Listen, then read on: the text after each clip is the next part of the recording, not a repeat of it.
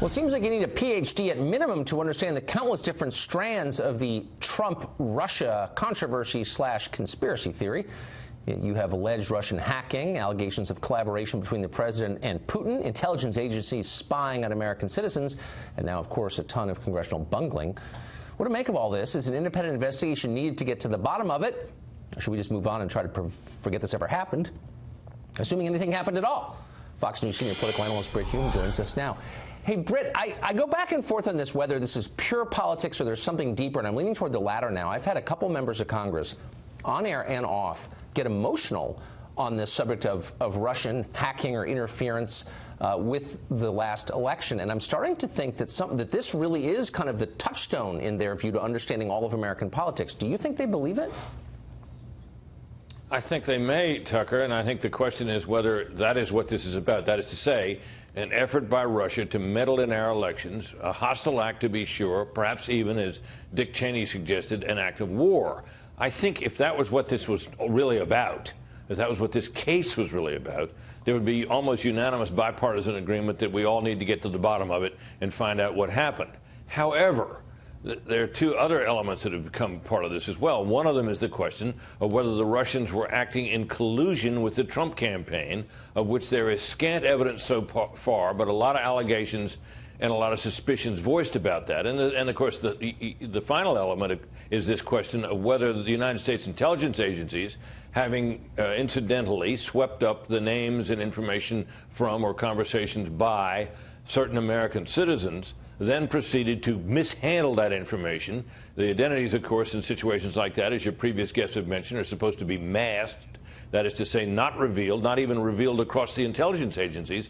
And it appeared that those constraints were not observed in some cases here. Yeah. That is what Devin Nunes has been talking about as the chairman of that committee, and that is the information, or related to the information, that he apparently has been told confidentially from someone within the intelligence services.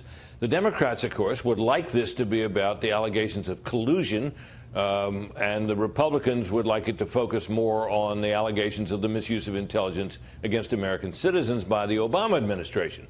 My sense about this is that this reminds me of a lot of congressional investigations that I've covered through the years, in which there's a lot of politics involved. It's kind of an adversarial proceeding, and on one side, one party tries to adduce information that helps their side of the argument, and the other party does the other thing, and out of that kind of adversarial proceeding, truth often emerges. It did during Watergate, it did during Iran-Contra, and it has in many other cases. I don't think we're anywhere near in a situation where there's enough information on either those counts to go for some kind of outside special counsel.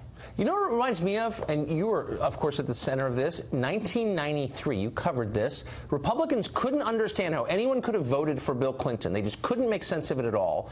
And so all these theories arose about running drugs in and out of Mina Airport or killing people, rather than just addressing it directly, that he had a message they may have disagreed with, but that was resonant with voters.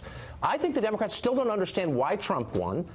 And so they've made up this incredibly elaborate explanation having to do with Russia that is psychologically satisfying, but maybe not politically helpful long term. I'm not sure how deeply they believe it, but they'd love it. They'd love it to be true, Tucker, because they believe, based on things apart from this, that Donald Trump is basically an illegitimate president, a man who has no qualifications for the job, is an execrable person, and should not be the president. And right. They're afraid that he will have the presidency for 4 years, and they'll roll back their agenda, and he'll cause all kinds of problems. And they can't stand the guy. No. And if it could be shown that he colluded with Russia to get elected, well, that would undermine his presidency almost totally. Right. That is what they're going for, and that, in my view, from their side of it, is what this is about. Boy, they really, really don't like to lose power. It's unbelievable, actually. Brit, thank you for that. Well, in my experience in Washington, nobody ever does. No, that's true. Some are better than others, though. Thank you.